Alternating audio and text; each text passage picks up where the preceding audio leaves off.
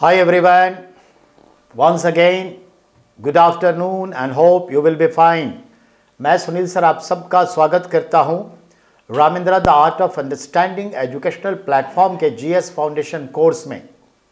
ये GS foundation course है और हिस्ट्री, मेडाइवल इंडिया, दिल्ली सल्तनत और तुगलक वंश में मोहम्मद बिन तुगलक के ऊपर जो 7-8 और सवाल बचते हैं उसको पूरा करते हैं, फिर हम फिरोज तुगलक पे निकल लेंगे। तो आइए बात करते हैं हम। तो फर्स्ट ऑफ ऑल इसे हम पेज नंबर 1 के साथ समझें। आज की तारीख का पेज नंबर 1 और तारीख जो है हम और आप समझ रहे हैं कि आज की तारीख क्या है, 28 दिसंबर। आज कांग्रेस की स्थापना हुई थी 1885 में, पता ही होगा, पढ़ने वाले बच्चे हैं आप लोग। और ये जीएस फाउंडेशन,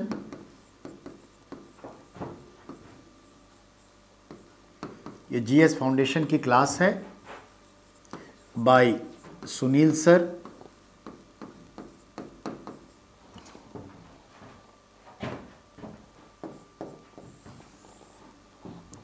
आइए बात करें हम, हमारा सब्जेक्ट क्या है।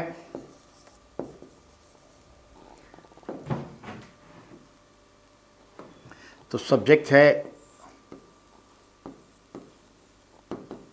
मिडाइवल इंडियन हिस्ट्री,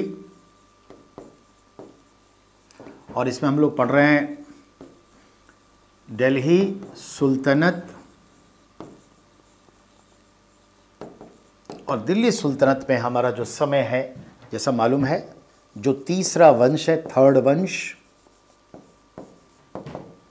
तुगलक वंश। तुगलक वंश पढ़ रहे हैं, जो समय बताता है 1320 से 1414। और इसमें जो हमारा हिसाब किताब है वो क्या है बेटा? ठीक है सुनीता, क्या हाल चाल है बेटा? इसमें हम पढ़ रहे हैं जो सेकंड, अच्छा हूँ बेटा, सेकंड सुल्तान मोहम्मद, एक मिनट बेटा बताता हूँ, मोहम्मद बिन तुगलक, जिसकी टाइमिंग 1325 से 1351 है। इसके खाते का 10 सवाल जो बाकी है उसको आज फिनिश करके आगे बढ़ेंगे हम लोग। उसके जो 10 सवाल हैं उस पर हम लोग बात करेंगे। तो अब इसके सवाल कौन कौन से हैं, 1 बाय 1 देखते हैं। जो बच गया बेटा, कल थोड़ा सा वो ऐप में प्रॉब्लम आ गई थी, इस वजह से हमारी करंट अफेयर्स की क्लास भी थोड़ी गड़बड़ी होगी, लास्ट आवर में छोड़ना पड़ा।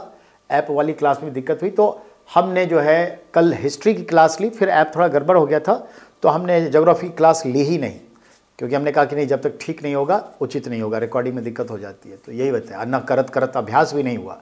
ये सब आज होगा, सब कुछ अब ठीक है, तो आज होगा। तो याद रखिएगा, तुगलक पे कल हमने बात काफ़ी की थी। अब जो है इसके बारे में समझिए। ये जो मोहम्मद बिन, शॉर्ट पे हम लोग यही नाम दिए हैं, मोहम्मद बिन तुगलक है। इसके लिए एक क्वेश्चन आता है।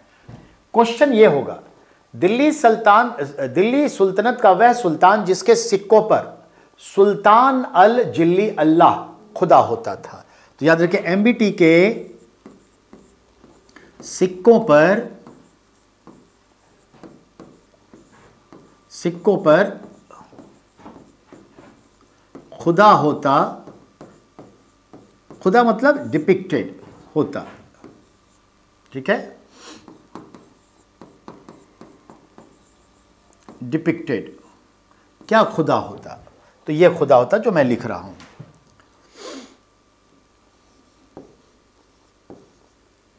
सुल्तान अल जिल्ली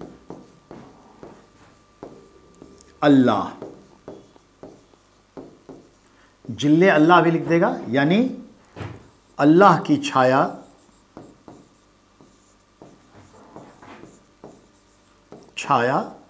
सुल्तान।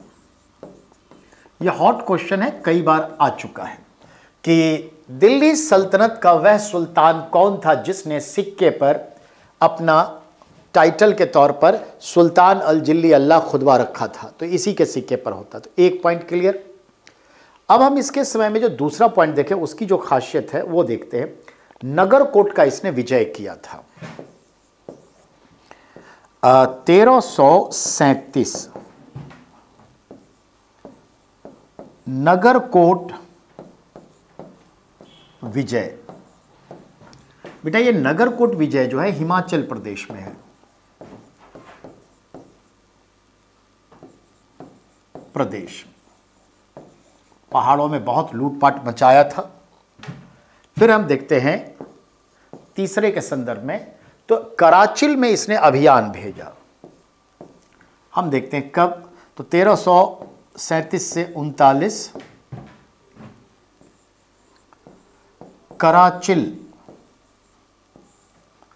अभियान। ये कराचिल अभियान तिब्बत की तरफ था पर असफल।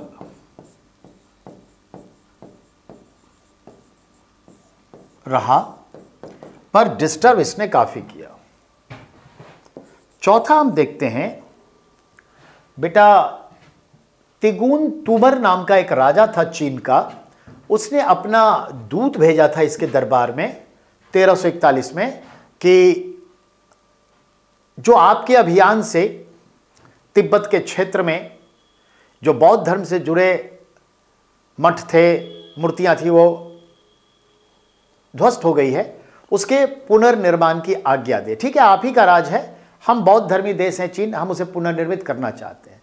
जैसे समुद्रगुप्त ने समुद्रगुप्त के पास भेजा था श्रीलंका के राजा मेघवर बनने, तो ऐसे ही। तो याद रखिएगा 1341 चीन का राजा तिगुन का दूत इसके दरबार में आया।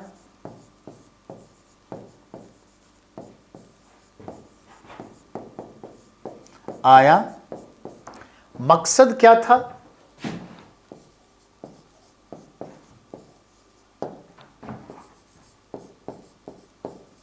बौद्ध मठ का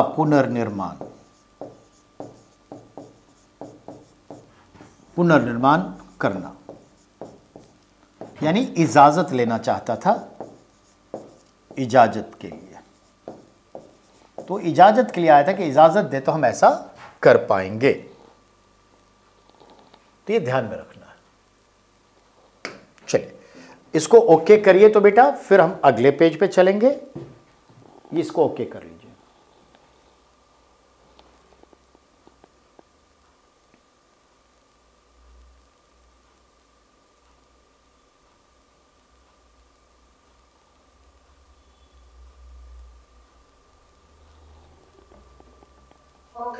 ठीक,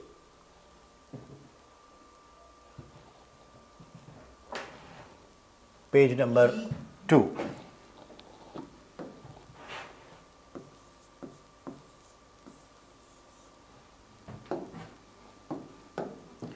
और ये क्या था हमारा 4। तो अब 5वें पॉइंट पर आ जाइए। इसका 5वां पॉइंट क्या है? 5वां पॉइंट है 1328-29। अब क्या होता है? मंगोल अटैक होता है। Mongol attack on Delhi. Delhi तक मंगोल अटैक करके आते हैं। लीडर कौन था? तरमासिरीन।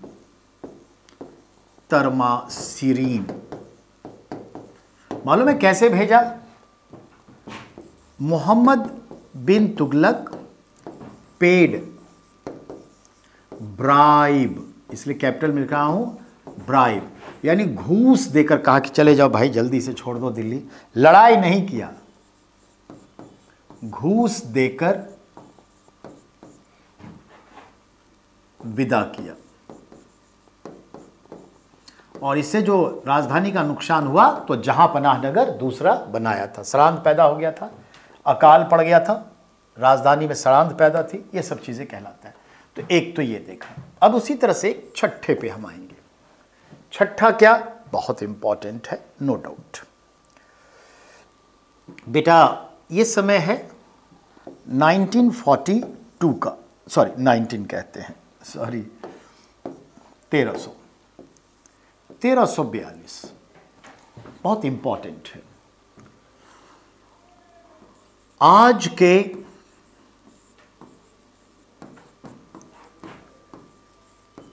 अफ्रीका महादेश के पश्चिमोत्तर के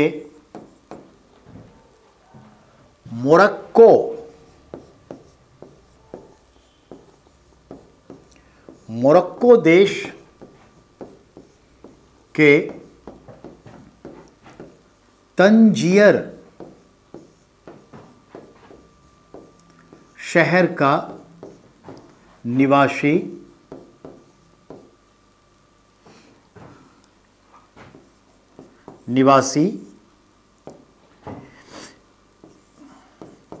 इस्लामिक विद्वान, इस्लामिक कानून का विद्वान 25 पुस्तकों का लेखक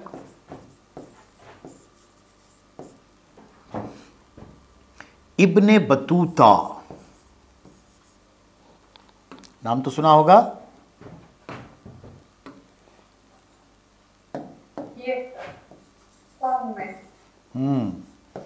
इब्ने बतूता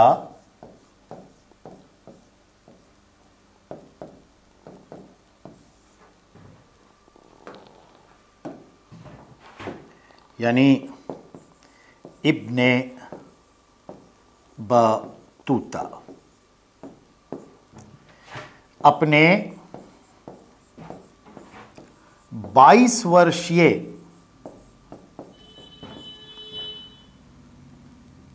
यात्रा के क्रम में भारत आया, ये मतलब हुआ पूरा, भारत आया।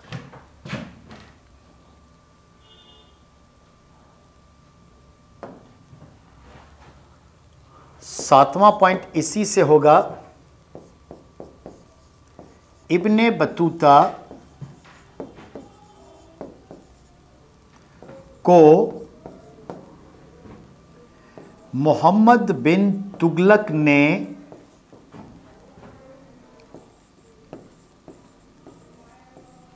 दिल्ली का काजी तथा, काजी मतलब जज होता है, न्यायाधीश,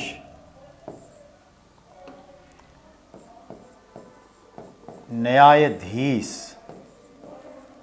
जज, काजी एवं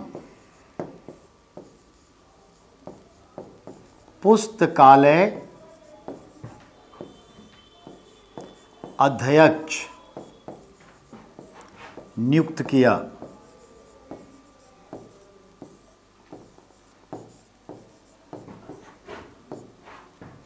that is very highlighted question बेटा। फिर आपका 8वां सवाल इसी से है,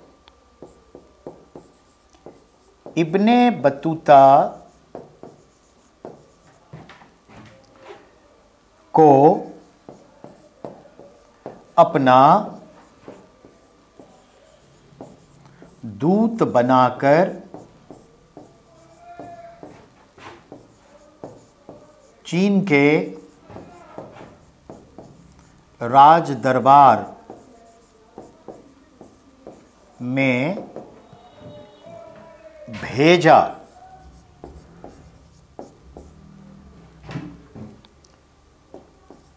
वापसी 1347 को। 1347 को देखते हैं ये वापस आया।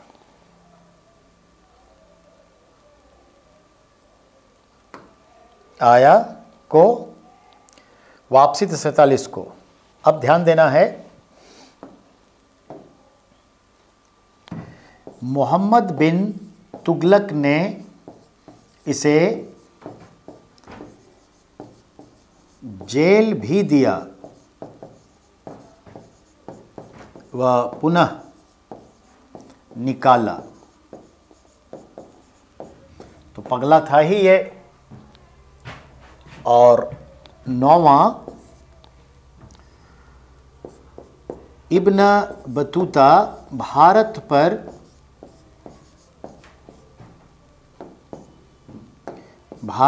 पर अरबी भाषा में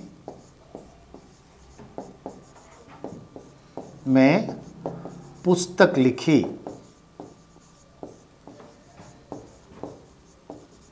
जिसका नाम ही है रहला। रहला या रहला ऐसे बोल देगा, जो भारत के ऊपर लिखी पुस्तक है। ये आपका सवाल बनाएगा। तो इसको आप ओके करिए बेटा, फिर हम अगले एक पेज पे समाप्त करेंगे एमबीटी को। सर हो गया, बस थोड़ा लास्ट लाइन दिखा दीजिए। Okay okay okay okay. दिख रहा है? हाँ जी हो गया, आप नेक्स्ट कर दीजिए। ठीक।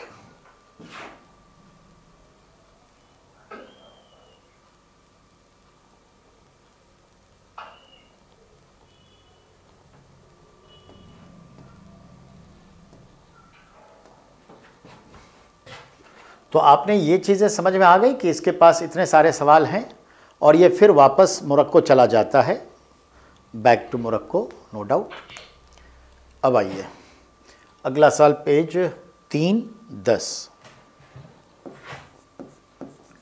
पेज 3 पर आए और पॉइंट 10 पे आए। 10वां जो पॉइंट है हम देखते हैं, 20 मार्च 1351 मृत्यु। मृत्यु कैसे हो गई? जूनागढ़ किला पर आक्रमण के दौरान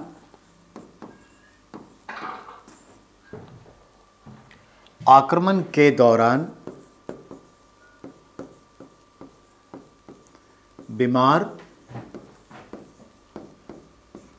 पड़ा व ठट्टा, सिंध की राजधानी थी ठट्टा, में मृत्यु हो गई। इसकी मृत्यु पर हम देखते हैं, इतिहासकार है बदायूनी।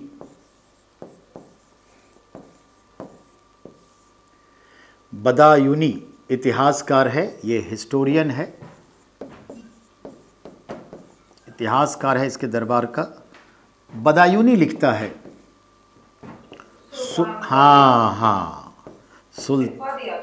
सुल्तान को रियाया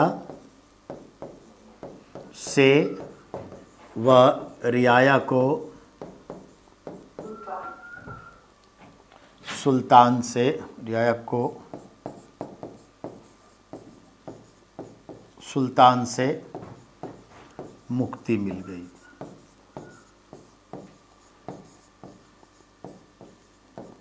मुक्ति मिल गई, ये कोट किया। और ये बदायूनी था इतिहासकार, और एक था जियाउद्दीन बर्नी। जियाउद्दीन बर्नी इसने सुल्तान को पगला कहा, पगला बादशाह, पगला सुल्तान, उसने ये कहा। क्या था सोनित का प्यासा? इसी का नाम है ना इतना सारा, खून का प्यासा, सोनित का प्यासा, रक्त पिपासु, विरोधाभासों का मिश्रण, राजधानी परिवर्तन करने वाला, सांकेतिक मुद्रा चलाने वाला, ये सब नाम, पगला सुल्तान, ठीक है, ये सब नाम इसी का था, क्रेजी सुल्तान। और पागल को एक और शब्द कहते हैं ना, सनकी, तो इसलिए कह देगा सनकी सुल्तान। तो ऐसे ढेर सारे नाम इसके कोट किए गए हैं। तो इजकल टू सनकी, सनकी मतलब क्या होता है? पगला, सनकी सुल्तान। तो इतने सारे नाम इसको मिल गए थे, जबकि बहुत हिसाब किताब वाला था, पर क्या करिएगा। अच्छा, ये चीज़ है कि बहुत ही पूर्वगामी सोच का व्यक्ति था। ओवरऑल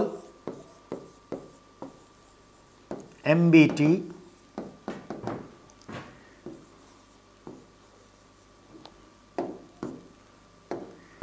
पूर्वगामी सोच का व्यक्ति,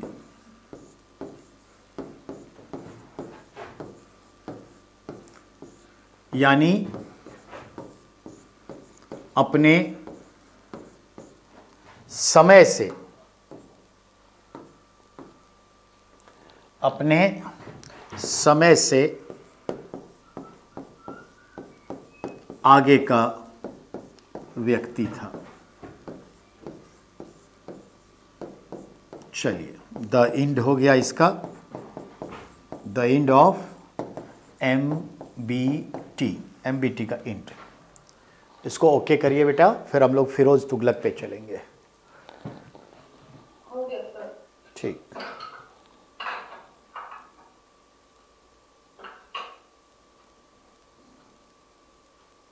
ले भाई। चलिए, तो अब हमारा जो है पेज नंबर 4,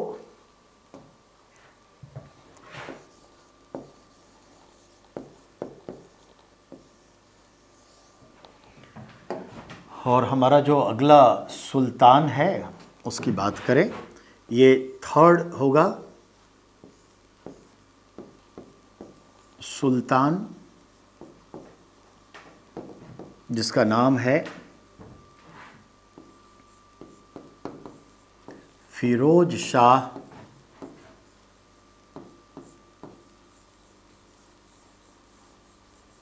तुगलक। फिरोज शाह तुगलक इसका नाम है। टाइम जो इसका है वो आपका 1351 से 1388, ये इसका टाइमिंग है। अब देखते हैं इसकी ताजपोशी कहाँ हुई, क्या हुआ, क्या था। तो पहले तो लिखेंगे ताजपोशी। ताजपोशी मतलब हुआ, अब ये बादशाह बना सुल्ताजपोशी। कहाँ, कब? तो 28 मार्च 1351 थट्टा, यानी थट्टा सिंध। कहाँ? सेना के कैंप में, सॉरी, सैन्य शिविर में, वहीं पे शिविर लगा हुआ था सेना का, सैन्य शिविर में। अब इसके लिए क्या क्या क्वेश्चन आते हैं उस पर गौर फरमाएं। तो पहले 4-5 बातें लिखेंगे, फिर एक स्टोरी डेवलप करेंगे। तो सैन्य शिविर में हुआ ताजपोशी, तो ये पहला पॉइंट ले लेते हैं, इसको दूसरा पॉइंट बनाते हैं। तीसरा पॉइंट, सैन्य शिविर में हुआ। सैन्य शिविर को उस टाइम में उर्दू कहा जाता था। उर्दू मतलब सेना की छावनी, शिविर मतलब छावनी, ठीक है, यानी छावनी, मतलब ये निकल के आया। ठीक है, यहाँ तक आ गए। अब होता है तीसरा पॉइंट क्या है, तो ये मतलब चचेरा भाई था फिरोज शाह तुगलक, MBT का चचेरा भाई था। कजन ब्रदर था, ठीक है, कजन ब्रदर था, कजन ब्रदर था, ठीक है, छोटा भी था। अब अगला जो मैं लाइन लिख रहा हूं बहुत हाई इंपॉर्टेंट है।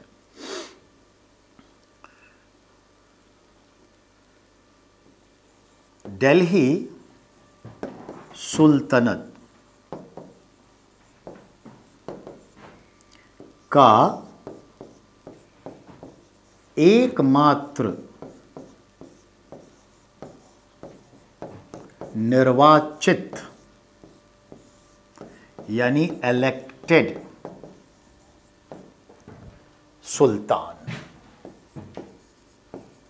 इसको वहां की जनता और सैन्य प्रमुखों ने वोटिंग से इलेक्ट किया था।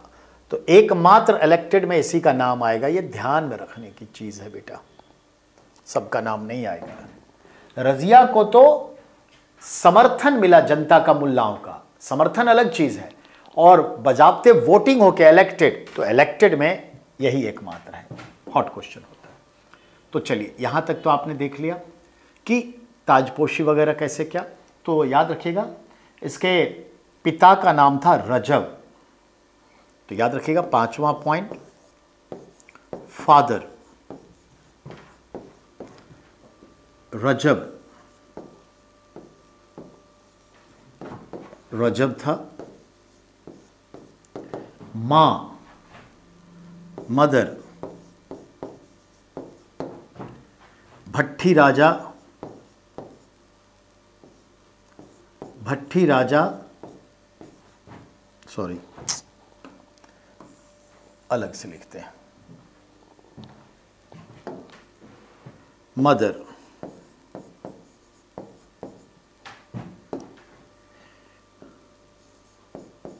राजपूत, भट्टी राजा रनमल की पुत्री थी।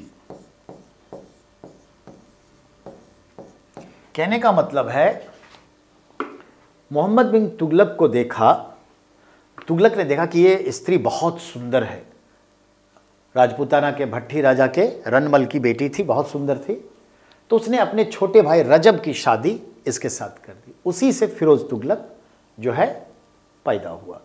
तो ये संदर्भ देता है। तो इस तरह से वो भतीजा था, ये कंसर्न आता है। चलिए, तो राजपूत भट्टी राजा रनमल की पुत्री थी, ठीक है, मदर ये थी।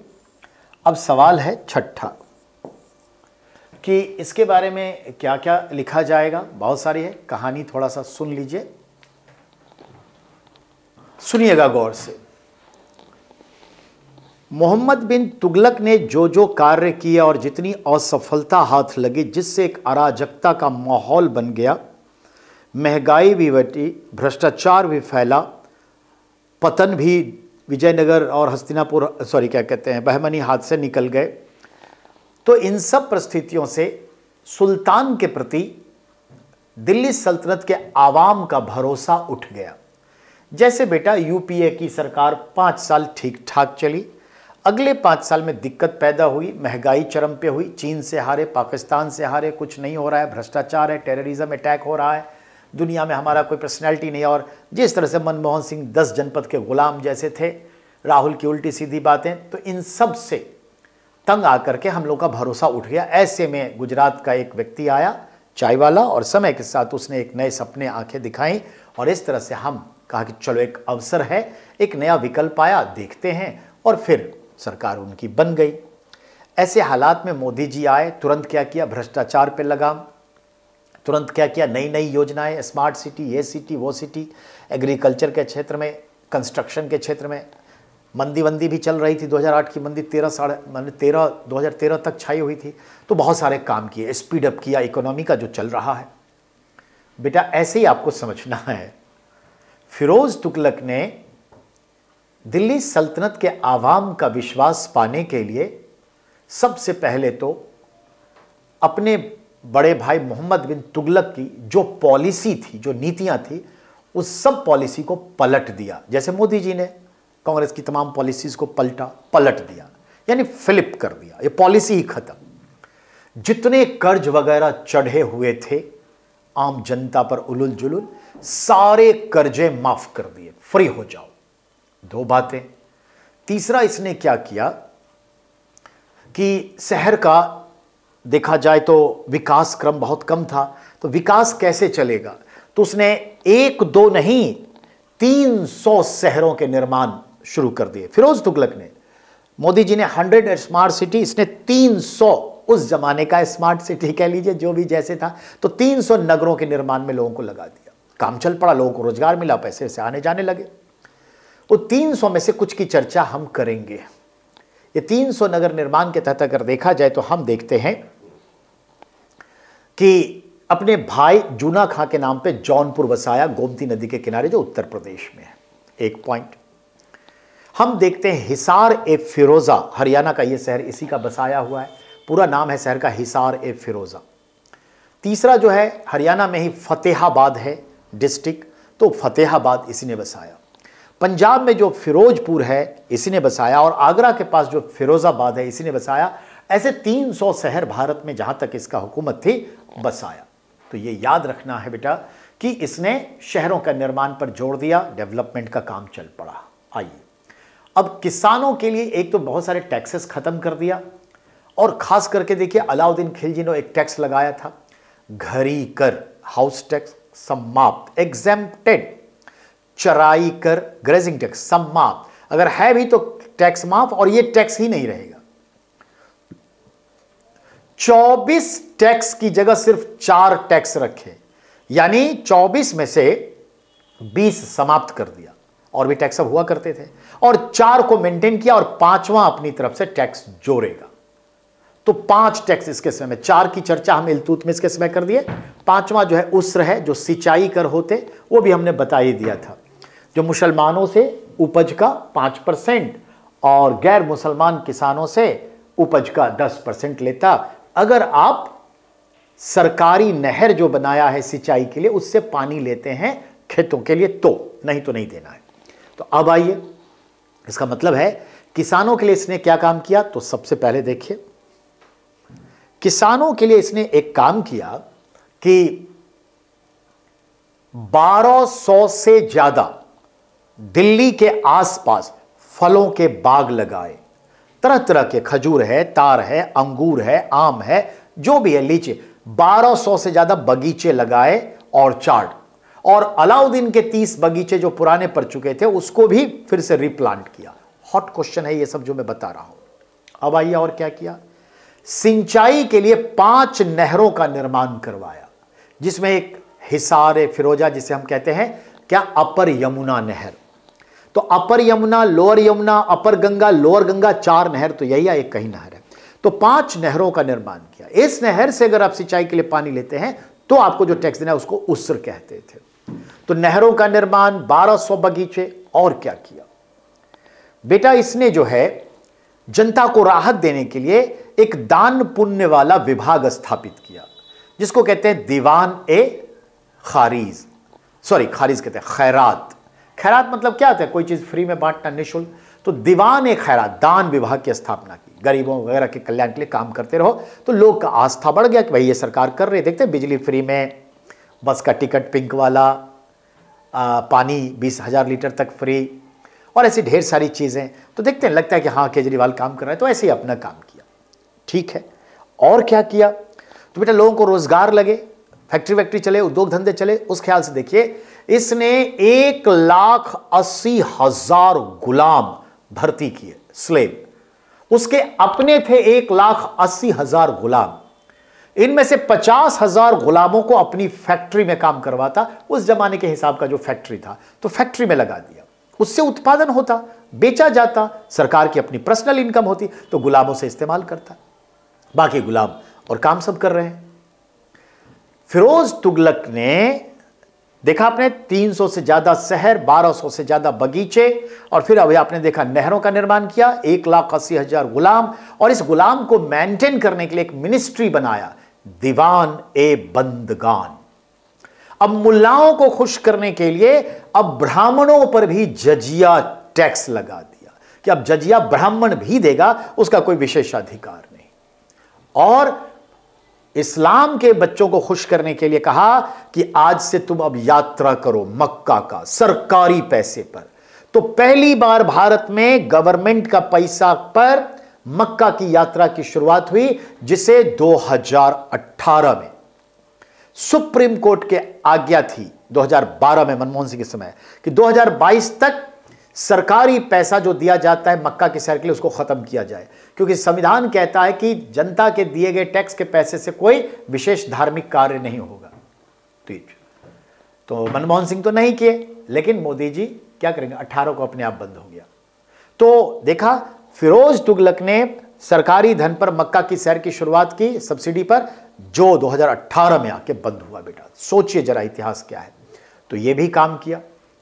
इसके बाद इसने एक पूरा कैपिटल सिटी बसाया, जिसको आप कहते हैं फिरोज शाह कोटला। कोटला मतलब शहर। तो ये पूरी एक राजधानी नगर थी, वहीं पे किला वगैरह सब था, तो ये बनवाया। तो फिरोज शाह कोटला शहर इसी का बनवाया है, राजधानी नगर। तो कुल मिलाकर के देखा आपने, ये सब तो डायरेक्टली काम किया। अब हम इस शख्स को देखते हैं कि जहां पे 50,000 गुलाम अलाउद्दीन के थे, ये 1,80,000। इससे जो राज्य का इनकम बढ़ा, कहते हैं फिरोज तुगलक के समय में दिल्ली सल्तनत की इनकम जो थी, जिसको हम कहेंगे स्टेट इनकम, 6,85,00,000। 6,85,00,000। और दिल्ली से लेके इलाहाबाद कड़ा तक की जो गंगा के किनारे की उपजाऊ जमीन थी, ये डायरेक्ट सुल्तान की हुआ करती, जो भी सुल्तान होगा, यानी रॉयल फैमिली का। इसे खालसा भूमि कहते हैं। इस भूमि से 1,80,00,000, 1,85,00,000 सालाना इनकम अलग होता रॉयल फैमिली को। और अपनी जो फैक्ट्री चलाता है, जिसमें कि 50,000 गुलाम को रखा था, उससे 50 लाख रुपया साल का इनकम होता था। तो ये याद रखिएगा। ब्राह्मण एक था तेलंगाना का, उसने इस्लाम धर्म कबूल कर लिया, मलिक सरवर या ऐसे नाम था, उसको उसने अपना वजीर प्रधानमंत्री बना दिया। तेलंगाना का ये ब्राह्मण धर्म परिवर्तन करके वजीर के पद तक पहुंचा। तो देखा, ये बहुत सारे काम किया इस तरह के कि विकास हो, डेवलपमेंट हो। और अलाउद्दीन खिलजी ने जो एक टंका में, एक जीतल में कहता था कि इतने धान, इतने चावल, इतने गेहूं ले सकते हैं, राशनिंग सिस्टम उसने री इंट्रोड्यूस किया फिरोज तुगलक ने। क्वेश्चन आता है कि अलाउद्दीन के बाजार नियंत्रण प्रणाली को आगे चलकर किस सुल्तान ने पुनः री इंट्रोड्यूस किया? तो हम कहेंगे फिरोज तुगलक ने। पर उतनी सक्सेस नहीं रही, लेकिन किया। तो इस तरह से देखा कि फिरोज तुगलक ने धड़ाधड़ बहुत सारे काम किए। फिरोज तुगलक खुद एक राइटर भी है। उसने अपनी आत्मकथा लिखी, उसने जो अपनी ऑटोबायोग्राफी लिखी उसका नाम है क्या? फतुहाते फिरोज शाही। फतुहाते मतलब होता है आत्मकथा, फिरोज शाह की ऑटोबायोग्राफी, वो खुद लिखा। उसके बाद देखते हैं शमशे सिराज अफीफी नाम का एक इतिहासकार है, उसने एक किताब लिखी तारीख ए फिरोज शाही। तारीख मतलब इतिहास होता है, यानी फिरोज शाह के जमाने का इतिहास। और एक जियाउद्दीन बर्मी था, जो उसने भी एक किताब लिखी तारीख ए फिरोज शाही।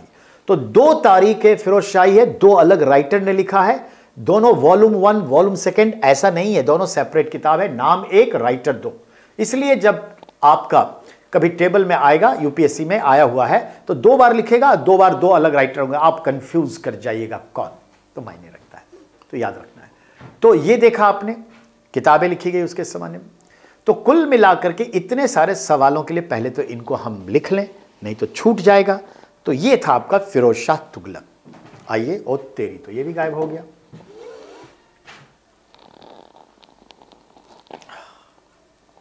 तो मां कौन थी, पिता कौन था? दिल्ली सल्तनत का एकमात्र निर्वाचित इलेक्टेड सुल्तान है ये एफटी जो है मोहम्मद बिन का चचेरा भाई था। सैन्य शिविर में ताजपोशी हुई 28 मार्च 1351 ठट्टा को। तो इस तरह से हमने देखा फिरोज शाह तुगलक को। अब फिरोज शाह तुगलक के लिए स्टेप बाय स्टेप बात करेंगे बेटा।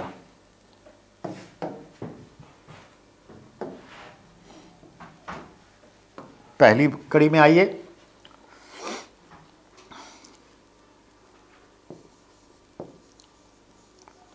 दिल्ली सुल्तनत के आवाम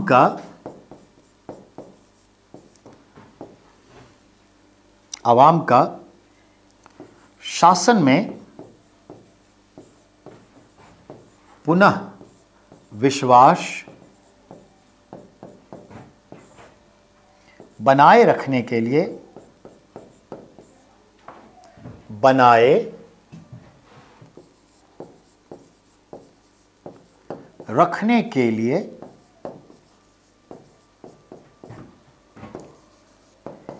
एमबीटी की सभी नीतियां यानी पॉलिसी पलट दिया यानी बदल दिया, पलट दिया। ये आप लिखे, फिर हम अगले पेज पर लिखेंगे, पेज 5-7। कर लीजिए। तो पेज 5 हमारा पॉइंट होगा 7। तो क्या क्या किया? सबसे पहले सभी कर्जे माफ, एक काम किया।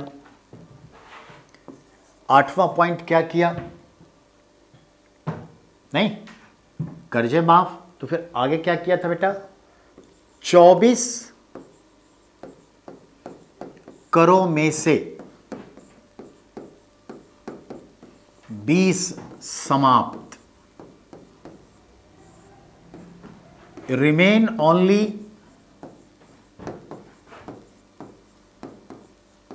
4,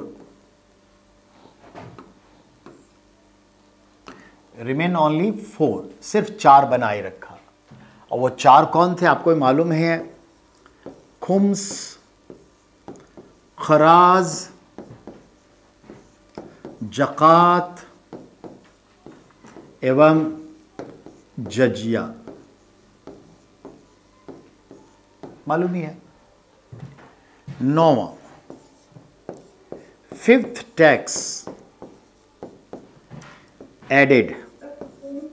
और ये खराज जकात क्या है ये? जकात ये बताया था उल्टी में से। खुम्स मतलब लूट का माल 80%, खराज मतलब भूमि कर, भू राजस्व, लगान, जकात मतलब धार्मिक कर जो 2.5% लेता था हर मुसलमान से कमाई का, और जजिया जो गैर मुसलमानों से लेता था सुरक्षा कर के रूप में।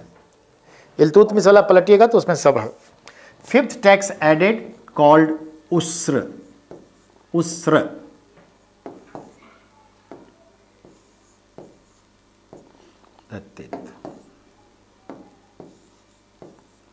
उस्र जो है लगा दिया। ये क्या था? सिंचाई कर, इरिगेशनल टैक्स।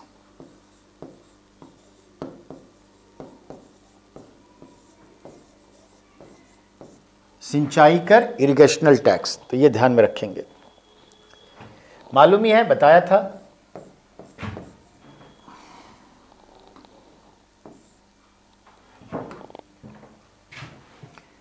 %5 फ्रॉम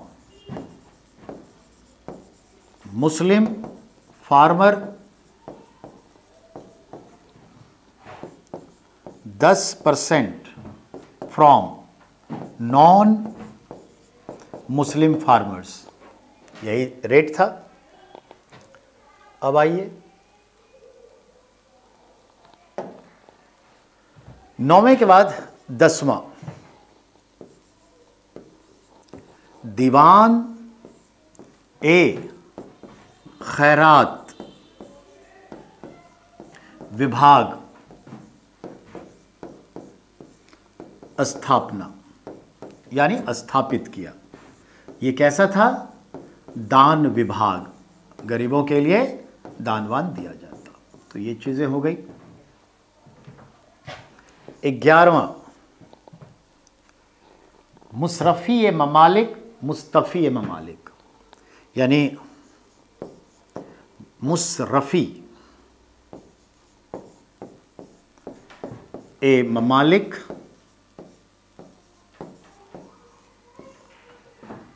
पद सृजित। आप कहेंगे ये क्या था सर? बेटा कुछ और नहीं, ये महालेखाकार था। लेखाकार यानी अकाउंट जनरल,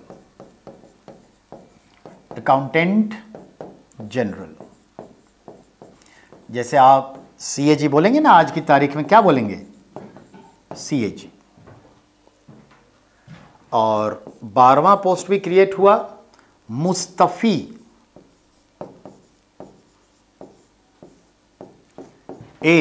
ममालिक।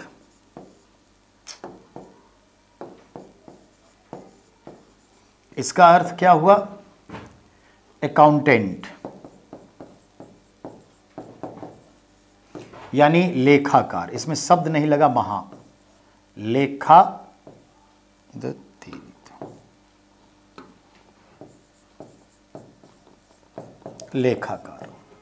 ये पद क्रिएट हुआ, काम बढ़ गया था। अब है 13वां,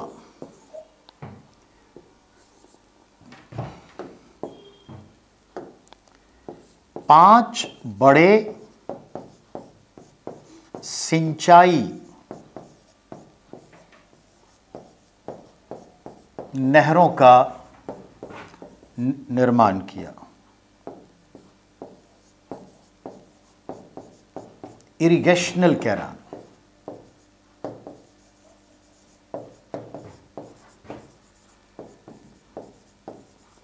कैनाल्स बनाया। हिसार फिरोजा नहर उसमें से एक है। इसको ओके करिए, फिर हम अगले पॉइंट पर चलेंगे।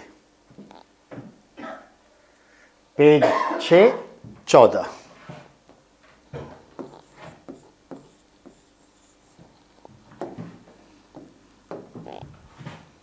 14वां पॉइंट। तो आपने देखा कि सिंचाई का काम किया। अब क्या करेगा? 1200 से ज्यादा फलों के बाग दिल्ली व आसपास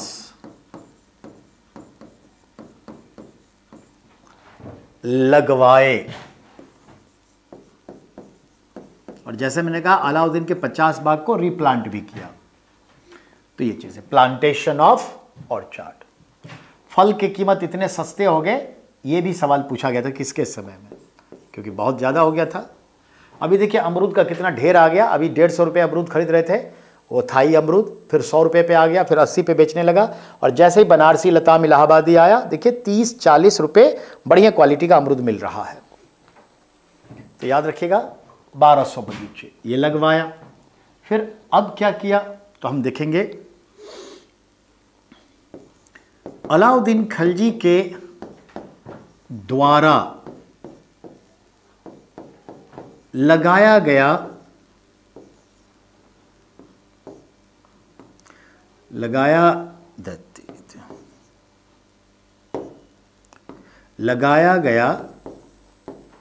कर, चराई कर व घरी कर समाप्त घोषित।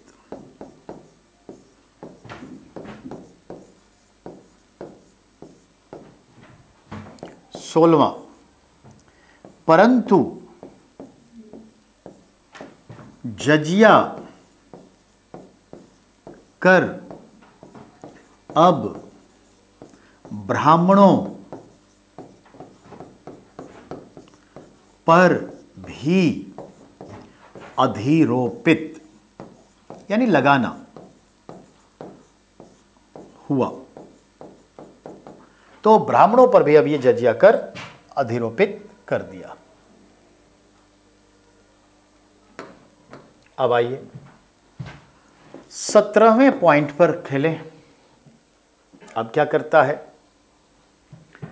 तो देखेंगे, 1,80,000 गुलाम भर्ती किए। ये सारे इनके पर्सनल थे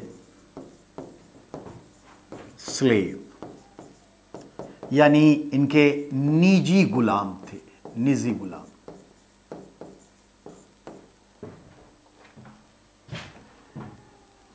among them 50,000 works in Royal Factory, यानी सरकारी कारखाने में काम करते। वेयर फ्रॉम,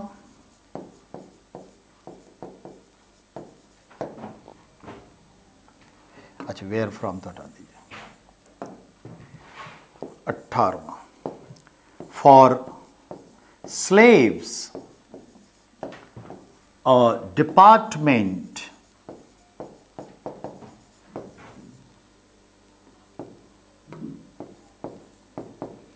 set up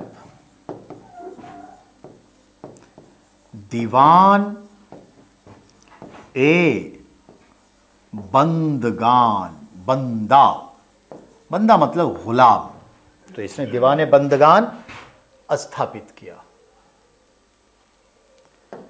अब आइए 19वां पॉइंट, तो दीवान ए बंदगान की बात हो गई, ठीक है। अब देखते हैं और क्या किया। Start to pilgrim to Mecca on govt expenditure,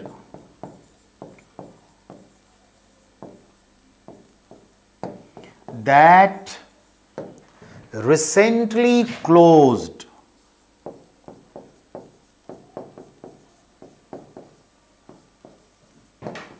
2018 on the Supreme Court Order 2012। तो ये भी बात है, इसको ओके करिए, फिर हम अगले पेज पर चलेंगे।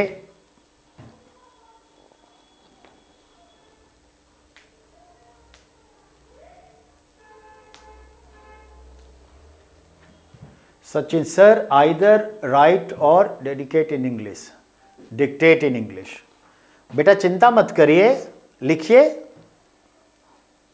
हमने तो बहुत देर से देखिए, 10 मिनट से देखिए आप लोग का हमने कमेंट ही नहीं देखा। अभी सचिन बेटा का कमेंट देख रहा हूं मैं, ठीक है। देखिए मैं तो कमेंट ही नहीं देख रहा था, खटाखट लिखे जा रहा था।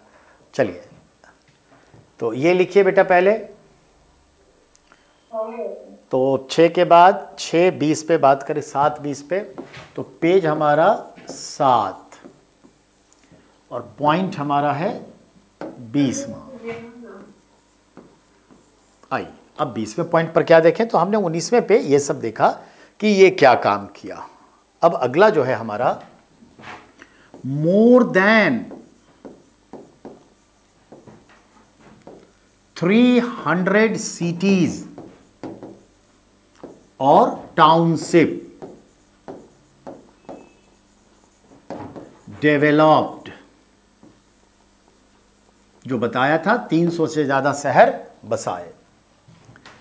एग्जाम्पल उठाएंगे, पहला उत्तर से दक्षिण चलते हैं, फिरोजपुर कहां है, पंजाब। दूसरा, ठीक है, फतेहाबाद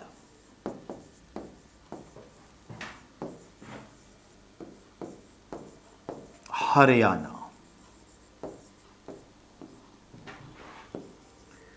तीसरा, हिसार ए फिरोजा, उसके नाम पे ही है फिरोजा, ये भी हरियाणा। चौथा, फिरोजाबाद उत्तर प्रदेश। पांचवा,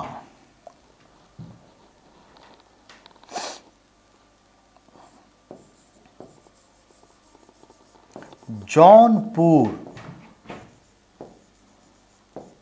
bank of Gomti river Uttar प्रदेश।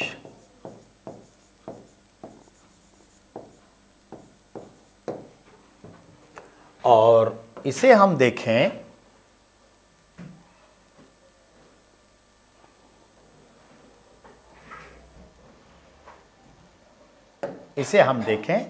उत्तर प्रदेश, तो जौनपुर के बारे में कुछ बात करेंगे। Jaunpur, in the memory of his brother Sultan Muhammad bin Tughlaq उर्फ जूना खां। मालूम है जूना खां इसको कहते थे। अब छठे नंबर पे आइए, तो जूना, इसको संगीत नगरी वगैरह कहेंगे, वो यहीं लिख देता हूं, चीज को खत्म ही कर दें। एक पॉइंट, दूसरे पॉइंट पर आइए।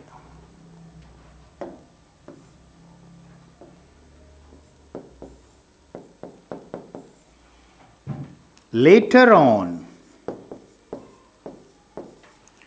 जौनपुर consider the सिराज, और सिराज नहीं लिखा, सिराज भी बोलते हैं, सिराज ऑफ ईस्ट। बेटा इसका अर्थ क्या हुआ? पूरब का सिराज।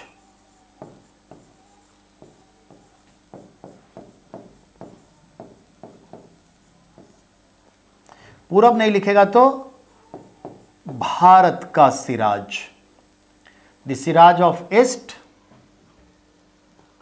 यानी भारत पूरब में है। इसी को एक और नाम देगा, Siraj of India,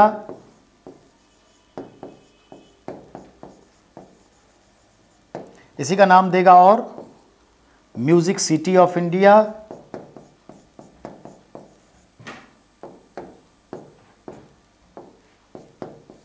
city of India, या ईस्ट कर देगा, पूरब। तो इतने सारे नाम है, क्यों? तो नोट करने की चीज है। Note, compare with Siraj of Iran. Iran में जो है देश है ईरान, वहां पर एक ऐसा ही शहर है, और जैसे भारत में बनारस वगैरह सब देखते हैं, अब म्यूजिक के लिए कितना घराना सब है, तो उस टाइम में यही था। तो आपने देखा। अब हम यहीं पर कोट करें, जो जौनपुर है वहां तीन चीजें हैं। क्या बेटा? नोट बना के क्या लिखूं? नोट बना के ये बताता हूं। नोट बना के लिखा है कंपेयर, ERE छूट गया, compare with Siraj of Iran. Iran के सिराज शहर से तुलना की गई है, क्योंकि वो ईरान में भी म्यूजिक सिटी था, इसीलिए भारत में ये म्यूजिक के लिए डेवलप हुआ, इसलिए कहते हैं। तो ध्यान देंगे, जौनपुर जो है, यहां पर एक मंदिर है, अटाला देवी मंदिर। अटाला देवी मंदिर, इसी को तोड़ दिया और खड़ा कर दिया अटाला मस्जिद। दोनों आज है, दोनों का अस्तित्व है, अटाला मस्जिद। और याद रहे, इस मस्जिद में मीनार नहीं है, यही सवाल पूछेगा, मीनार नहीं। जनरली कॉर्नर पे मीनारें उभरती हैं मुस्लिम बिल्डिंग्स में, यहां नहीं है, यही आपसे पूछेगा। और यहां पर समय के साथ एक वंश आ गया, एक वंश डेवलप होगा, वंश, इसको कहते हैं सरकी वंश, सरकी सल्तनत, सरकी वंश। आपसे पूछेगा फाउंडर,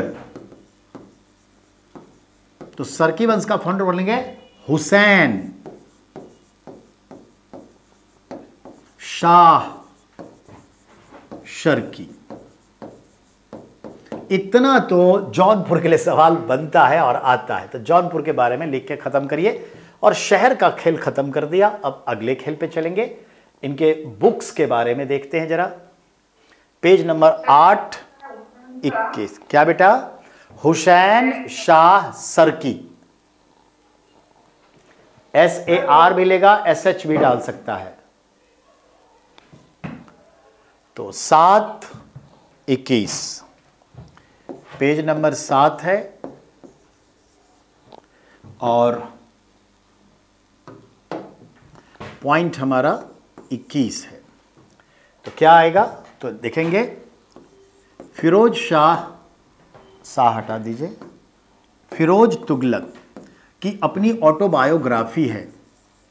ऑटोबायोग्राफी। अब इसकी ऑटोबायोग्राफी का मतलब क्या हो गया? आत्मकथा। ऑटो मतलब हो गया खुद, जो खुद लिखे, और उसका नाम क्या है? फतुहाते फिरोज शाही। जिसकी आत्मकथा का नाम है फतुहाते फिरोज शाही। इंग्लिश में भी यही लिखेंगे, फतुहाते फिरोज शाही। ये इसकी आत्मकथा का नाम है। बेटा फतुहाते का मतलब ही है आत्मकथा, तो याद रखना, चेष्टा नहीं करनी पड़ेगी। अब हम देखते हैं 22वां। क्या? तो इसके समय के कहेंगे कोर्ट हिस्टोरियन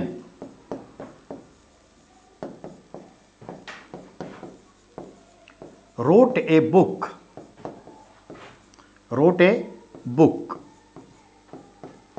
उसका नाम क्या है? तो देखिए, कोर्ट हिस्टोरियंस रोट, ठीक है, बुक्स कर दीजिए और सीधा 2 पे लेके आ जाते हैं इसको। एक जो क्या नाम है उसका, तारीख ए फिरोज शाही, बुक का नाम है, और तारीख है फिरोज शाही, रिटेन बाय जियाउद्दीन बर्नी। एक और तारीख है फिरोज शाही है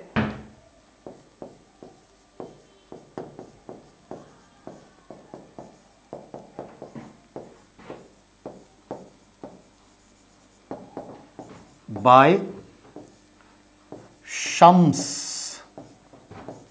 सिराज अफीफी, इसने लिखे। तो 2 अलग अलग किताबें हैं।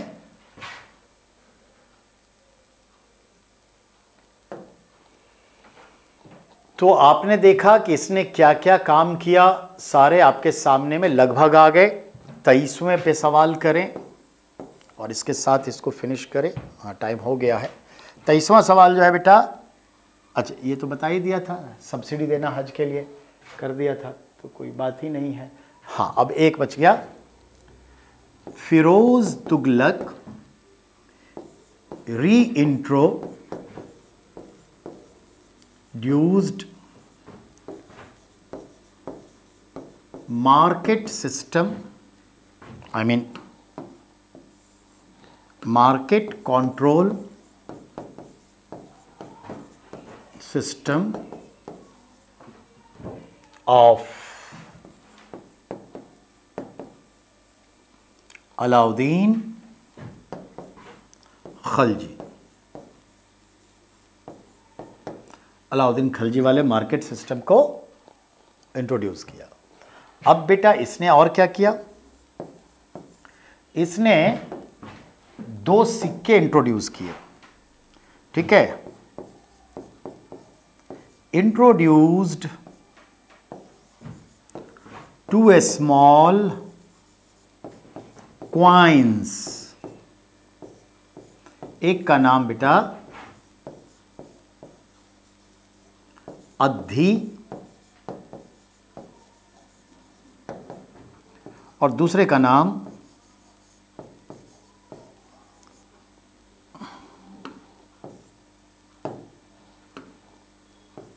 दूसरे का नाम बिक।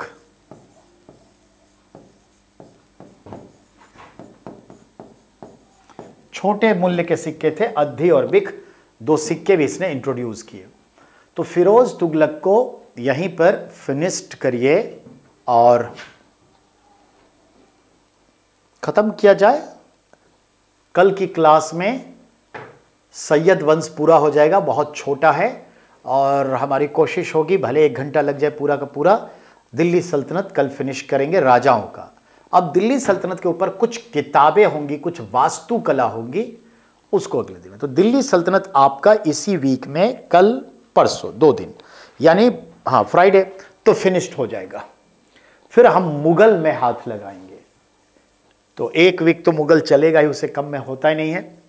उसके बाद भक्ति आंदोलन है, फिर मुगले के साथ ही मॉडर्न इंडिया शुरू हो जाएगा। तो चलिए जनवरी में हमारा है यही टारगेट कि हर हाल में 20-22 तक फिनिश्ड हो जाएगा, उसकी जगह फिर इको लाएंगे। और आज ज्योग्राफी शुरू कर रहे हैं और आज ज्योग्राफी का सब्जेक्ट सबसे इंटरेस्टिंग रखा है साउथ वेस्ट मानसून, दक्षिणी पश्चिमी मानसून पढ़ेंगे और एक एक सवाल क्लियर होता चला जाएगा आप लोगों को। तो बने रहिएगा। Okay bye.